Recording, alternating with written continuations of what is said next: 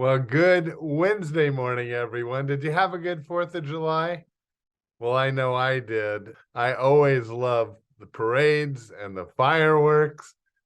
Which is your favorite? What do you like to do? Well, I remember growing up how we had those little ones that we buy a box of them and we shoot them off ourselves and just hope that we don't get hurt. Well, actually, it was our parents hoping that.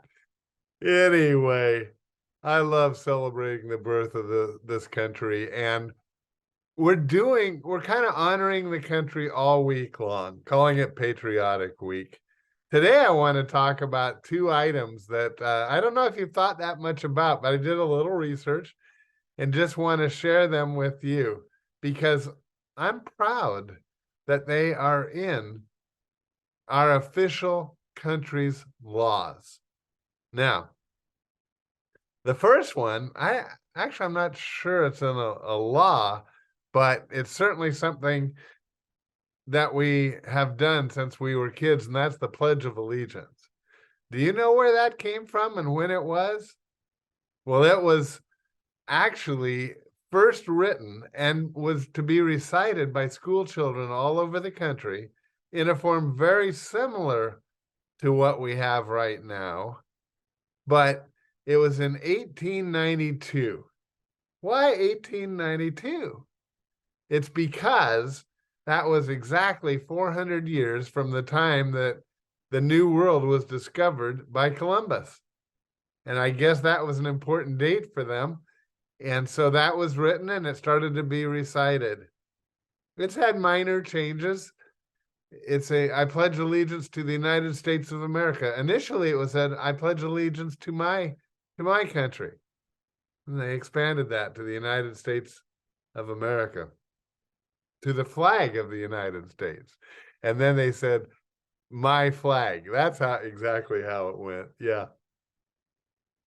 But the phrase that I love, and even today, as I recorded this, I was actually at a board meeting of the association where we live, and we stood and recited the Pledge of Allegiance. And I know that in a lot of the clubs around Laguna Woods, you do that, and I applaud you for that. But there's a key phrase in there that says, under one nation, what? Indivisible, under God. Under God. That was added actually in 1954 and signed into law by President Eisenhower. When I said, I just love it because it's so true. We need to be under God's leadership. That was put in, most believe, because we were in the Cold War and the Congress wanted to differentiate between us and the Soviet Union, which was outspokenly atheistic. To differentiate from that, we said, we are one nation under God. Oh, I just applaud them so much for that. The other phrase that I want us to talk about a little bit is the United States official motto. Do you know what that is? I bet you do, actually. It's in God we trust. In God we trust. That was a phrase that was first put on our money in the Civil War in 1864.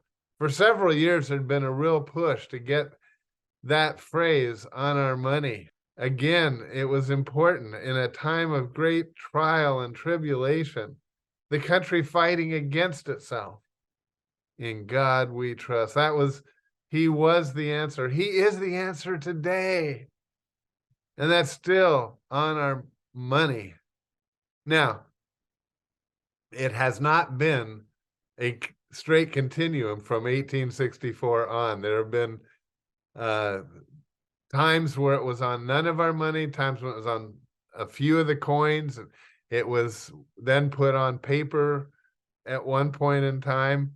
But it was actually on July 30th, 1956, that the law officially was passed to put the motto of the United States on all our money. So that we can, whatever we hold, in God we trust, not in the money. That's what I feel it was saying. Our dependence has to be on Him, not in money. I thought to fitting way to end today would be to listen to this song. It's titled, "In God We Trust." Maybe it'll drive that truth home to us. And let's just rejoice that we live in such a country that would have this as our official motto. Let's listen.